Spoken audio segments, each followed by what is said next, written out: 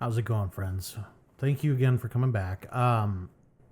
So this next story is going to be a little hard to explain. There's a whole point to it, though, and it's kind of going into the whole. How do I want to say it? I'm kind of crusading against AI now, because I really do think that AI, as it's been sold to us, is not what it's really meant to be. And the problems that I'm seeing is there is such a rush to replace people in order to increase profits. And unfortunately, that to me is extremely short-sighted, because where I see a lot of this going is if the people who are replaced by AI leave, that institutional knowledge goes with them, and the problem is they're going to move on, and a lot of these companies that realize that institutional or that AI is not exactly what it was built to be, they're going to want those people back, and it's going to just cause a lot of problems, because obviously a lot of those people, once they move on, they're not going to come back. They're going to be jaded and upset, and the ones who do come back will probably come back at a price hike, which good for them. They deserve every cent that they get in raise to kind of shove it up the corporation's rear end. The problem is I just think that this is the whole AI push. I call it the AI fool's gold rush. Simply because it looks like gold, it feels like gold, but the problem is the people who are handling don't realize that it's not gold, and they're spending a lot of money, they're wasting a lot of time and energy to realize that it's not worth it, and I think it's going to actually cause a huge disruption. In fact, I'm willing to be so bold as to say that it could possibly lead us into a recession, but not for the reasons why you would think. Okay. I think that a lot of companies are going to go bankrupt trying to make AI work. And in certain regards, it will work, but in other regards, it's going to backfire so badly that by the time the company realizes what's going on, it's too late. A good example that pops up to my mind is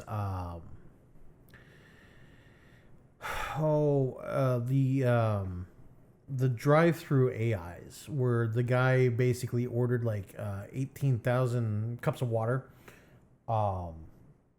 That's probably the best example of AI failing, but it's not a big deal. Right? What I have here is an article of AI failing, but it cost a company. I mean, granted, Deloitte is a big company. They've reached $70 billion in profit. So $290,000 is not really a big deal for them. It's a small drop in the bucket. The problem is the customer in this case was the Australian government. My point is the Australian government paid Deloitte to create this report, and it's in this case it's a report on cracking down on welfare, and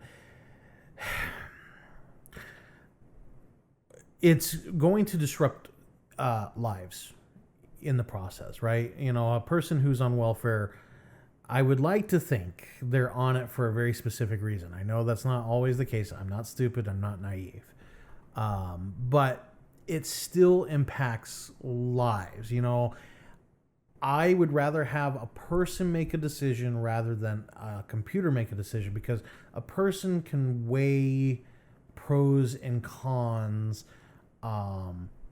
in many ways, whereas a computer will just follow the letter of the program. Okay.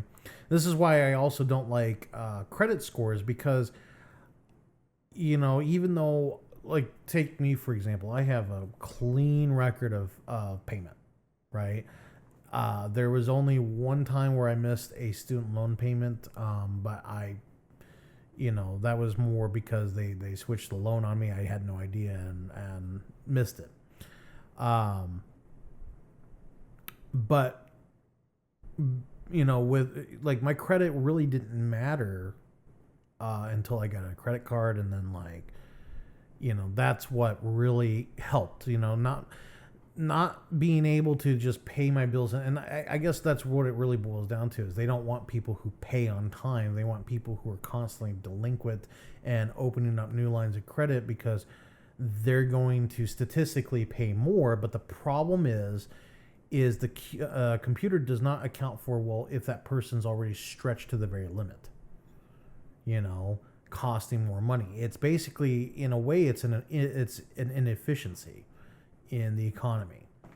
And maybe that's, by design or whatever. Like, I know when, I don't know if you guys have ever seen the movie, what is it? It's not The Big Short, but it's,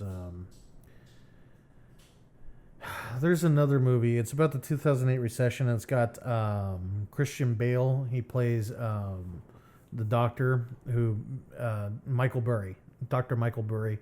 And he basically asked the question, what happens when all these people that have mortgages, what happens when they stop paying?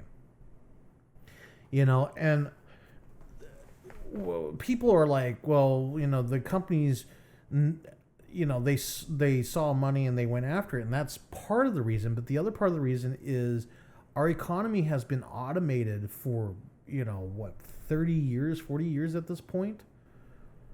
And the thing about automation is you have to program every possible,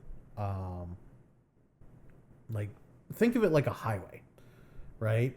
If the off ramp doesn't exist, obviously you can't get off the highway, right?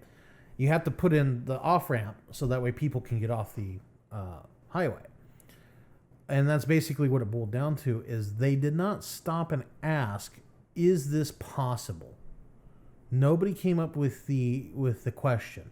And that's why Michael Burry made so much money, because he did ask, and he looked at the tranches, right?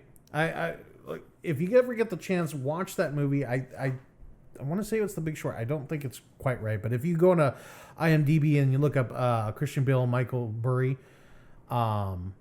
then you can find out which movie it is. I would strongly recommend watching it. It's basically about the 2008 recession, and it really explains it well as to why it happened.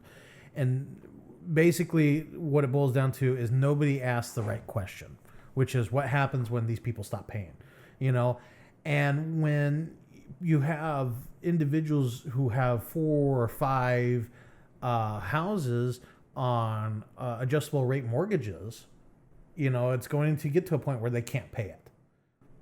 Because their income doesn't go up, and there's going to be a point where they just say, screw it, and they walk away. I mean, that's basically what I'm seeing right now. Anyway, so Deloitte was caught using AI in a report to help the Australian government crack down on welfare after research flagged hallucinations. This article is technically not right. It's basically implying that the report was $290,000. That was actually the refund. The report was more expensive than that. Anyways, Deloitte's member firm in Australia. So before we go on, Deloitte is not a company per se. They're actually a network, and the proper term is professional services network. Deloitte specifically is involved in accounting. So what it is this is not quite an apt explanation, but think of it as McDonald's. Okay, McDonald's technically doesn't own, well, not technically.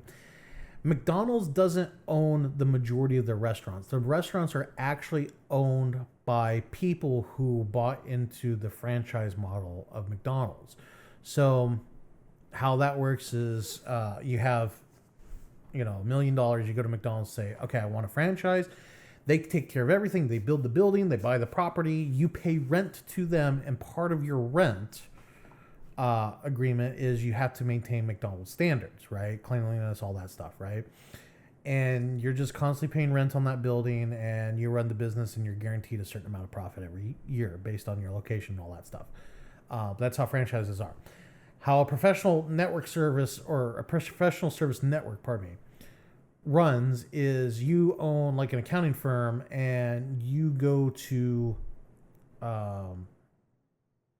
like Deloitte in this case, and you say, I got an accounting firm, I would like your customers to come to me, right? So when, like, let's say a big customer, a good example would be like LA Unified School District, okay? They go to Deloitte and say, hey, we need this account service done. They'll say, okay, here's the accountants in our area, and they can all work together to take care of your needs. Or, let's say you have like a company that's like, we'll just pull a company out of the air here. We'll just say like, what's a good example here? Nothing's really coming to mind, but you got a company that's got like an office in North Dakota and South Dakota and California and Oregon and Florida and Georgia and all these different places. You go to a company like Deloitte, and they recommend accountants that are near all those offices that can handle in that specific office, right? So it'd be similar to like HR block, right? If you request an accountant to go over your H&R block returns, they'll send you to an accountant office that just happens to deal with H&R block. It may not be in your state, but they're familiar with your state laws, and then they go over it, make sure everything's kosher and all that stuff, So they're not a company per se, they're just more of a network of companies. Anyways, so it says here, Deloitte member firm in Australia will pay the government a partial refund for a $290,000 report that contained alleged AI-generated errors. And that's the point here. It included references to non-existent academic research papers and a fabricated quote from a federal court judgment. So basically, this company, even though they're using Deloitte as, oh my God, Deloitte is the one. No, Deloitte is not the one that did it. It was a member firm to do it. And that's why I say don't look at the headline, read the content, because the content tends to be better than the headline. The headline's there to like, oh, shoot, that's bad. Okay. And since this is Fortune magazine, that's why they use Deloitte, because their readers are going to say, oh, Deloitte screwed up. That's bad. Anyways, the report was initially published on the Australian government's Department of Employment and Workplace Relations website in July. So the report went through God knows how many eyes. Nobody read it. Nobody researched into it. And nobody checked it. And it wound up on a government website. Think about that. Someone just decided to use AI to generate a report and gave it to the government. Nobody checked it, and all these mistakes were in.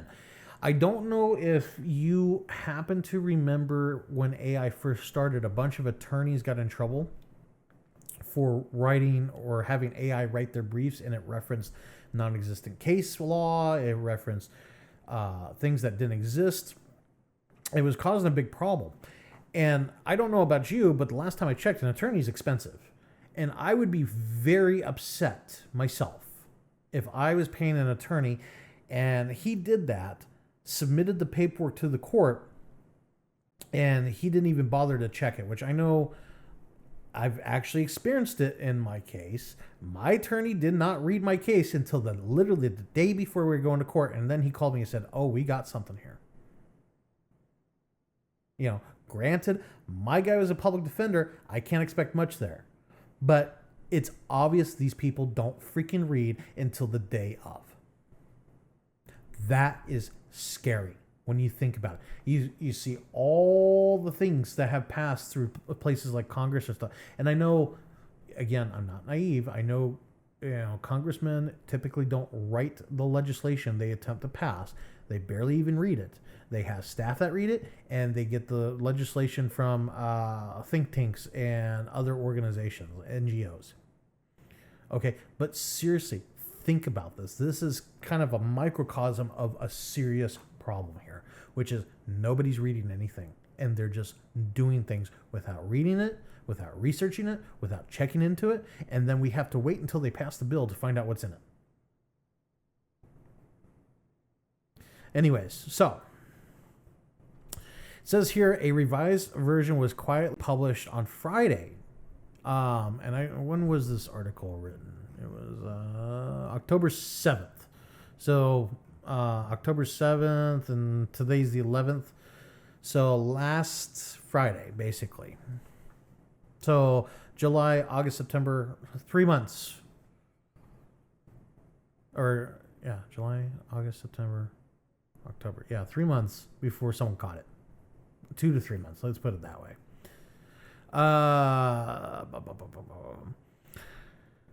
So a revised version was quietly published on Friday after Sydney University researcher of health and welfare law Chris Rutledge said he alerted media outlets that the report was full of fabricated references. So it took a law researcher threatening to go to the press for them to realize they made a mistake. Again, think about all these things. I have a lot of scenarios in my head where this can apply, and it's scary. Okay? Deloitte reviewed the 237-page report and confirmed some footnotes and references were incorrect. 237-page report. They didn't check it at the time. They just gave it to the government, and then they redid the research and said, "Oh yeah, we made a mistake." After the press or someone threatened to get the press involved.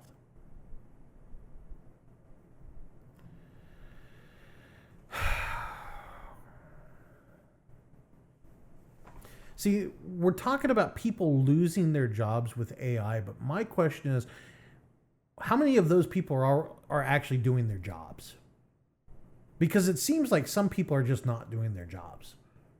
They're collecting a 6-figure paycheck. I swore. I apologize. I will do that job for 6 freaking figures. Hire me. I'll figure it out. I'll do the job. I'll pull long hours. I don't care. I would love to make 6 figures just doing whatever that guy's doing, because obviously he's not doing it. Deloitte did not immediately respond to Fortune's request for comment. Of course not. They never do. The revised version of the report included a disclosure that a generative AI language system, Azure OpenAI, was used in its creation. It also removed the fabricated quotes attributed to a federal court judge and references to non-existent reports attributed to law and software engineering experts. So basically, what are we doing here, man? Like, come on. I'm struggling to understand the whole point in all of this. I read these articles and it angers me to no end that these people, they could be destroying lives because they wouldn't take the time required. Let's continue. So let's see here. What else? There was one other part in here. The updates made in no way impacted or affected the substantive contents, findings, and recommendations, which, again, yeah, whatever.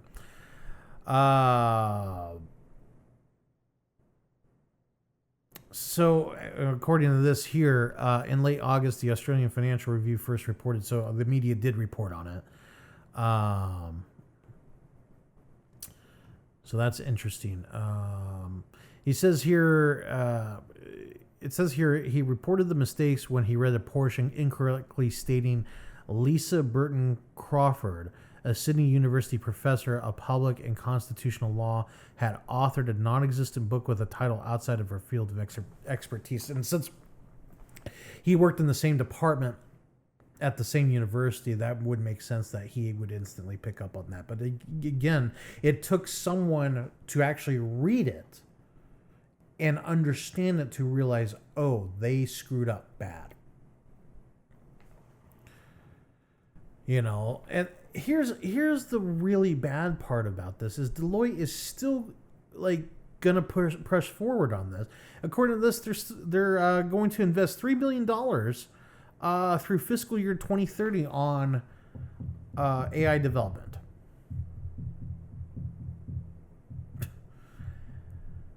I mean, just think about all that. Think about all of that. You know, they got caught with their pants down. Granted, they're going to issue a refund. That's fine. And again, it's not really Deloitte. It's a firm that happens to be connected to Deloitte. But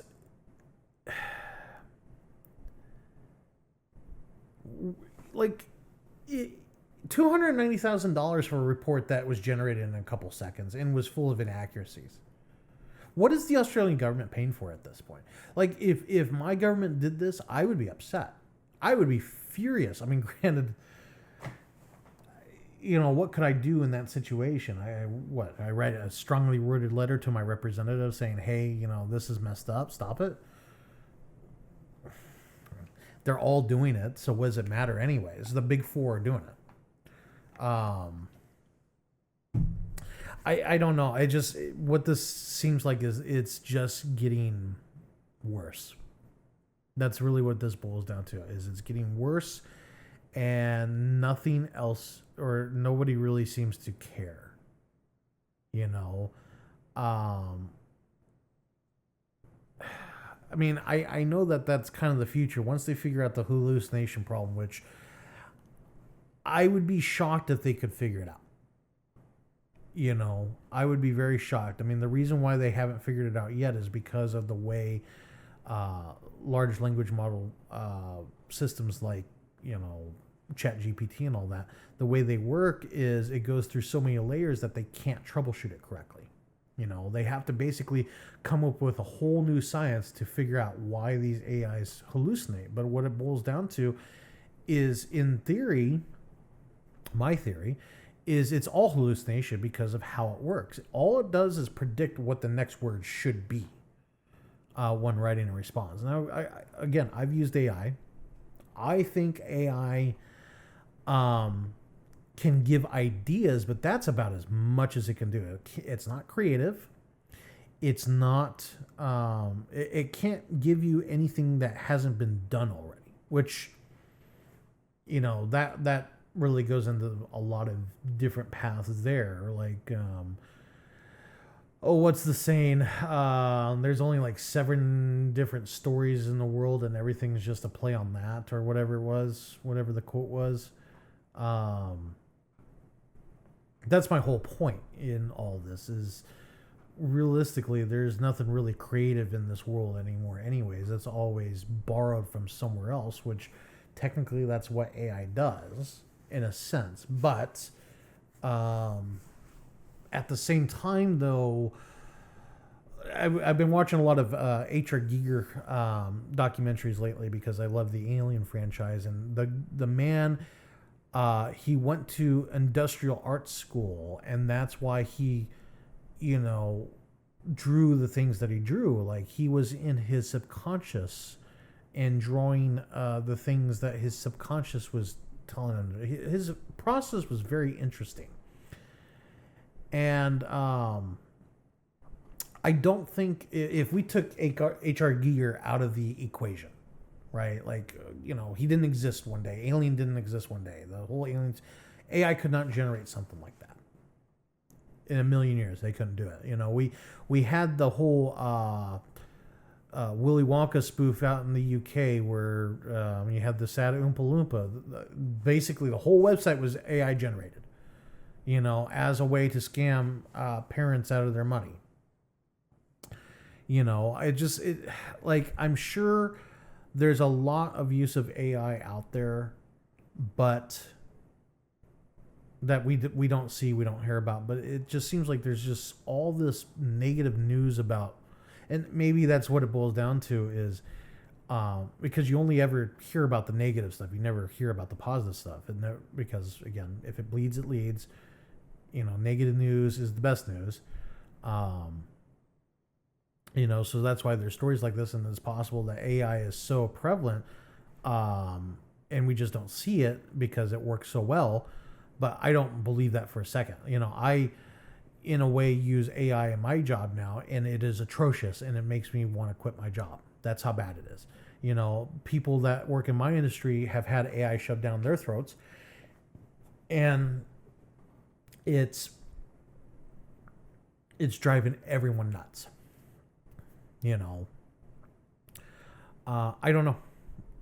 It will be interesting to see the next 5 years, but if this article is anything to go off of, there is going to be a lot of people hurt in the process. And that's the scary part about all this. The people that are supposed to be the adults in the room, doing the right thing and all the things that they say that they're doing, they're spending $290,000, which that's in U.S. dollars. It's not in Australian dollars, but $290,000 for a report that could have been generated. Actually was generated by an AI. Then what are we paying $290,000 for? Literally, they're getting a little bit of information, putting it in the AI. The AI spits out God knows what, and then they just submit it to the government without any review, without any fact checking, none of that. And then the government just posts it online like, hey, this is what we got. Which I don't blame the government in this case. They should have done their due diligence too, but honestly, in this case, the only group of people I blame here is Deloitte. And I hope, this gets caught quicker now. I know that they're coming out with AI tools that can check to see if it's AI generated, which at this point, might as well just set AI loose everywhere and just say good luck. God, I hate AI. Anyways, it's almost 30 minutes, so I'm going to wrap this up. But hey, I appreciate you being here, and just know that I am not AI generated. Ow. All right. So I appreciate you being here. If you like what you see, like, subscribe, all that stuff. And you have a great day.